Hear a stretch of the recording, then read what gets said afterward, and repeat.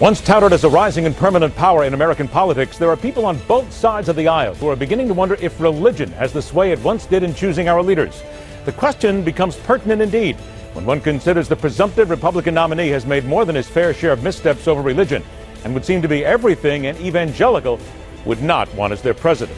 The greatest religion in American politics has to do with the worship of everything green, anything that pays the bills. Every candidate worships at the feet of the almighty dollar, and thanks to doing nothing about the devil of campaign contributions, there is no end in sight to the penny, foolish proselytizing. Now, speaking of prayer, Democrats have lost any hope whatsoever of a nice, tidy time in Philadelphia. What's so bad about that? A little mess and fuss is a good thing for the country. Maybe Bernie Sanders has a point. And I will ask for your points about the veterans boss who thinks our servicemen and women are no better than people waiting in line for entry to Cinderella's castle. Telling it like it is, and your live comments. So dial up and stand up at 1-877-NEWSMAX. I'm Ed Berliner, and this is The Hardline for Tuesday, May 24th, 2016.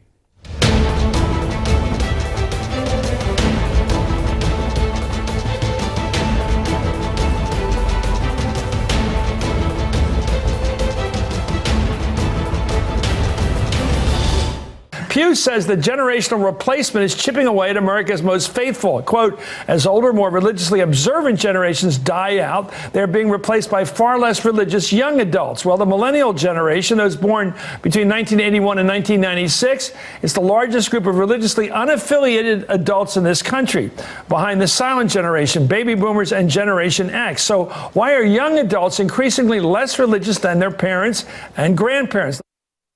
It's a good question. The research doesn't lie. Spout has some might. America is no longer the place where religion rules the political day. According to a study performed by the University of Cal Berkeley and New York University in the year 1987, only 1 in 14 American adults expressed no religious preference. But by 2012, the number had increased to 1 in 5. To counter those numbers, many Americans still see this nation as one that is exceptionally religious.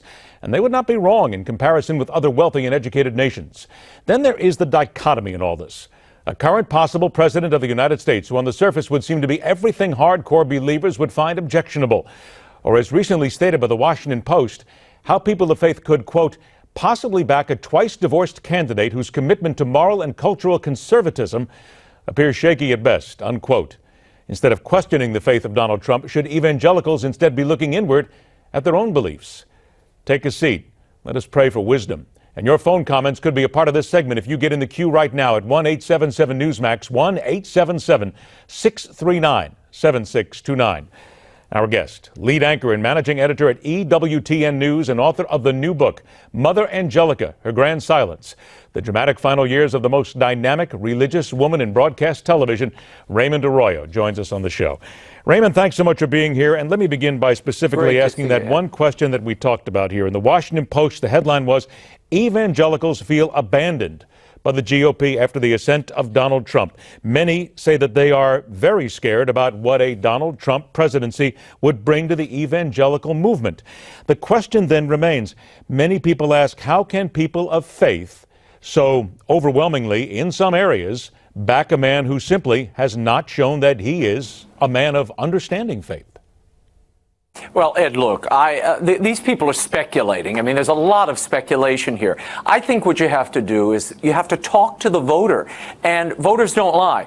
I spoke to people during the primary season in many of these primary states, and what I discovered, in fact, I wrote a piece for Newsmax several weeks ago, what they were telling me was fascinating. Serious Catholics, serious evangelicals were casting their vote for Donald Trump. It seemed to be at odds with the stated faith, but when you talk to them, they said, look, I feel the party has abandoned me, and more than that, my church has abandoned me. They feel the church has moved in a direction that is political and outside of where they are as citizens on things like immigration, environmental policy, and other issues. And they said, wait a minute, I'm casting a vote not only against the establishment in Washington, but against the establishment in my church. I don't want the church politicized. That's what they told me. I still think that math holds up. And I don't know who they're talking to, the Washington Post, but the evangelicals and Catholics I spoke to overwhelmingly are not only supporting Trump, but they're really at ease with it. They're vigorously supporting him. Now, I admit, on the surface, it looks like someone who doesn't share their values, but he has said, I'm going to be pro-life, I will fight for you at the economy, which is really important to them, and I'll keep you safe. Those are the issues that are preeminent right now. And the immigration issue is a big deal breaker for many of these voters. And they feel their churches have gone off in a direction that they don't feel at home with. That's why they're voting for Trump on a host of other things. They're not electing a pastor in chief, they're electing a president. Understanding what you have heard as well, but still, we cannot avoid the fact that a lot of the mainstream media, whether it be websites, television, networks, or whatever, talk about a lot of evangelicals who simply are very uncomfortable with this. Now, you mentioned pro-life. There are many people who say that Donald Trump is not pro-life, that he does not have a full grasp of social issues. So then how do you then take that in the fact that he has bounced back and forth on a lot of these issues that really should concern evangelicals? Ed, I've heard this about 100 times from my friends here in Washington, D.C. They say, oh, he's not pro-life. I said, stop, wait a minute. You supported Mitt Romney. Mitt Romney, before he ran for president, was militantly pro-choice. He was on the public record as a governor in this position. Ronald Reagan signed the biggest abortion bill of all time as the governor of California. In fact, that was the first state to legalize this practice. So if those people can convert publicly, or at least in the public policy arena, why is it difficult to accept the conversion of Trump? He doesn't have a public record. He was a private citizen up until a few weeks ago. So it's a very odd dynamic playing out. And again, just like these religious voters are voting for other reasons, I think some of our friends here in Washington, D.C., even on the conservative side, have their own agenda at play, and that's what's really informing this kind of knee-jerk reaction that I don't think is arguable on the face. I mean, they have supported candidates who were militant supporters of abortion earlier. Why is Trump any different? If he says, I'm going to appoint Supreme Court justices that will be pro-life, and that's my litmus test, you either have to accept it or maybe, support Hillary Clinton. When they say he's not pro-life, I would say pro-life in terms of who or what. Is Hillary more pro-life? Maybe she is. But that's up to the voter to decide. 1-877-Newsmax if you want to join us. What about the key swing states like Ohio? Are you then concerned, or are you absolutely sure in your own thinking that the Catholics there are behind Donald Trump? They will vote Republican. They will stay away from Hillary Clinton and the Democrats. Yeah, well, look, I'm not a soothsayer. I don't know what the future holds. No, but simply from what you've heard and from whom you've talked to, your own opinion.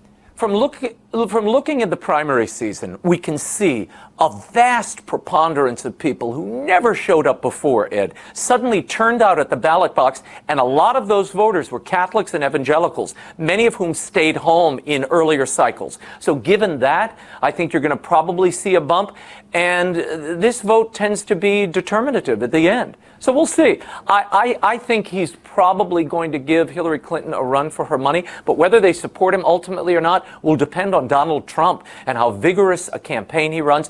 And over the next few months, if he can allay the fears, particularly of these faith-based voters that have some concerns about his style, and that's what I think principally they're reacting to, the bombast, the direct attack, that discomforts some of these people, but it's stylistic. I think on the issues, they will probably find, more to support there than to oppose. They're okay with a man who's twice divorced and has made what some would consider to be very insulting comments against women? Well, I think they're going to have to come to terms with that or not. But, I think there are a lot of Catholics and evangelicals, frankly, that have been divorced. We've had it in the past. Ronald Reagan was divorced. People came around. Look, I'm not supporting anybody in this race. I didn't support Donald Trump. I'm not supporting him now. But as an observer, I think one has to say, why is it suddenly so difficult to accept a politician? This isn't a messiah they're voting for. And if they are, they're looking in the wrong place. I mean, somebody should let them know. But Ronald Reagan was a very flawed candidate. And look, I worked for Bob Novak and Raleigh Evans. They were in the trenches covering that campaign. And I remember having many conversations.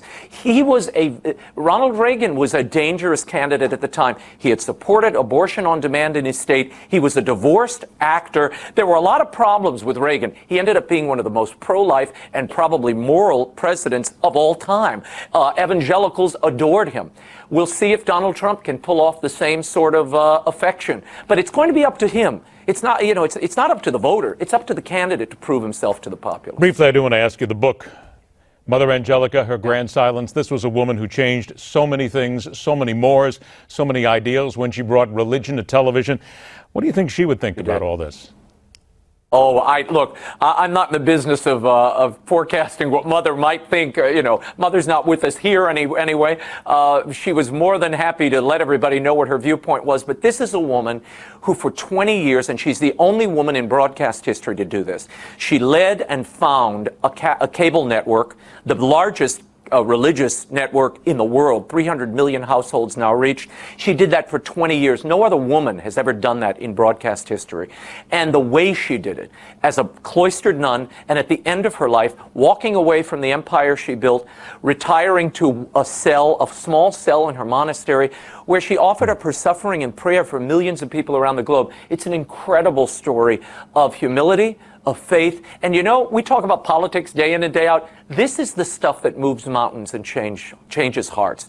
It's these actions that people don't often think about, and these people that somehow slip out of public consciousness. And yet, I would argue, and in the book, there's evidence of this woman affecting millions of people in their marriages, in their workplace, getting them off drugs, people in Africa, in Canada, in Europe, in the United States, and she does it all from a corner bedroom of a monastery. It's an incredible story, and I think a witness and an important message to all of us, particularly those of us who are suffering or have been diagnosed with a terrible disease. There is meaning, even in that pain, if you have the faith to see it.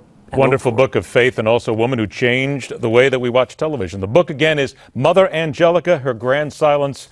Please give it a read because it absolutely is worth your time. Thank you so much for your time, Raymond. We appreciate that. We'll talk to you again very soon. We only got about 45 seconds left. Carol in Bend, Oregon. We'd like you to go ahead, take 20 seconds. Give us your comment here on the Hardline on Newsmax, Carol.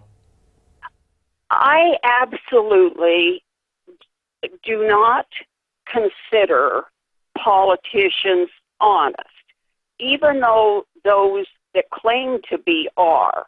Okay, but the key is here, and I'm out of time, Carol, is faith important for your vote? No.